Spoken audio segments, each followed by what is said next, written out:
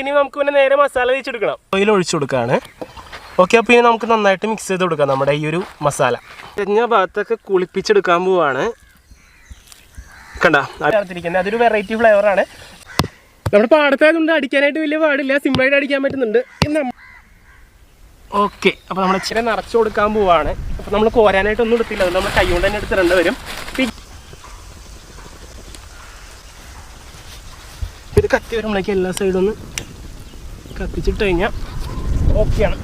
ഇനി നമുക്ക് മാറി. ഇവിടെ നല്ല ചൂടായിരിക്കും. ഇപ്പോൾ വലിയ ചൂടടിച്ച് തുടങ്ങിയിട്ടില്ല. ഇത് കത്തി വരുമ്പോൾ നല്ല ചൂടായിരിക്കും. പിന്നെ ഇവിടെ അടുത്ത് നിൽക്കാൻ പറ്റില്ല, ഇത്ര അധികം പേപ്പർ ഉണ്ടല്ലോ.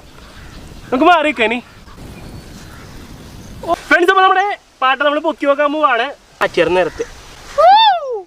അപ്പോൾ നമ്മുടെ ചിക്കൻ നമ്മളിത് നല്ല കുറ്റിന്ന് ഊരി എടുക്കുകയാണ്. അപ്പോൾ കിള്ളി എടുക്കുകയാണ്. ഹായ്, കണ്ട നല്ല കുഞ്ഞൊരു ചെറിയ പീസാണ് നമ്മൾ കിള്ളി